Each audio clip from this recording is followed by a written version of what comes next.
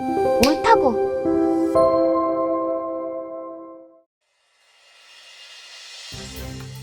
지난 16일 북한이 남북 공동연락사무소를 폭파한 사건을 두고 해석이 분분합니다.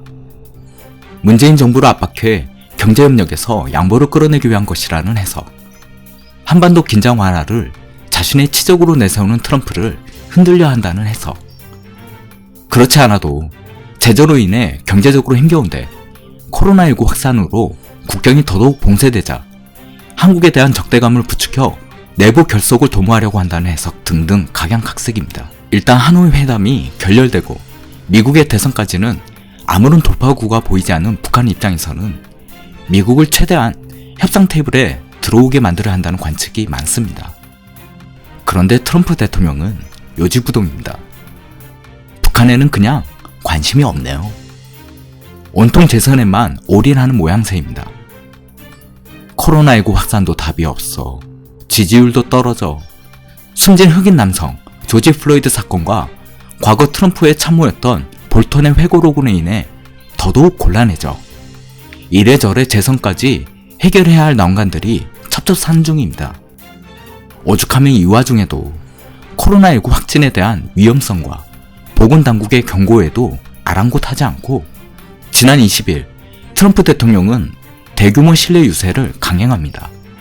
트럼프 대통령 캠프 측은 100만 명 이상이 이 유세 참가에 신청했다고 호언장담했습니다.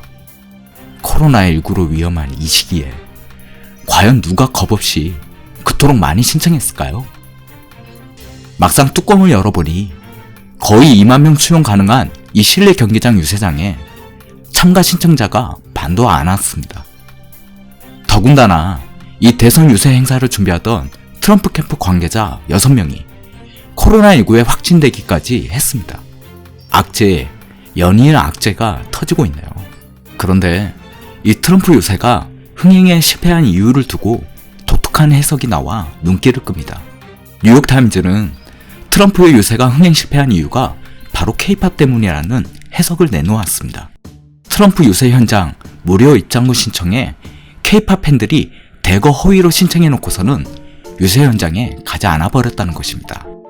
뉴욕타임즈는 최근에 K-팝 팬들이 조지 플로이드 사건으로 촉발된 인종차별 반대 시위에 대해 불법 폭력 시위를 신고하는 미국 경찰 사이트를 마비시킨 사건을 예로 들기도 했습니다. K-팝 팬들이 해당 사이트에 K-팝 가수들의 뮤직비디오 영상을 잔뜩 올려버려 사이트를 마비시켜버린 것이죠. 앞서 트럼프 대통령은 한국 봉준호 감독이 기생충 오스카상 수상을 두고 미국 영화가 작품상을 받았어야 한다며 불만을 표시하기도 했습니다. 사실 미국의 K-팝 팬들의 대다수는 인종차별에 반대하거나 과거 인종차별에 편견을 가지고 있었더라도 K-팝이나 한국 드라마, 영화를 통해 인종차별에 대한 편견이 사라진 사람들이 많긴 합니다.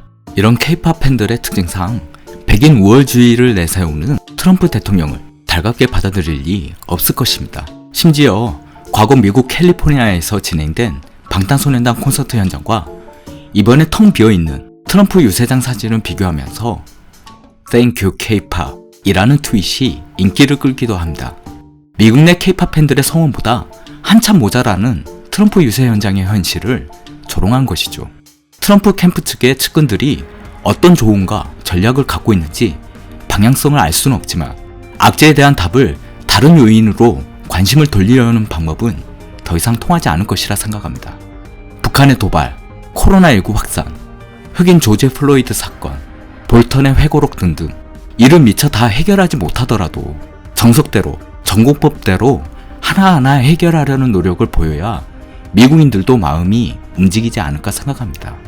이는 한국의 정치 현실에 대해서도 마찬가지입니다. 이상 옳다구였습니다.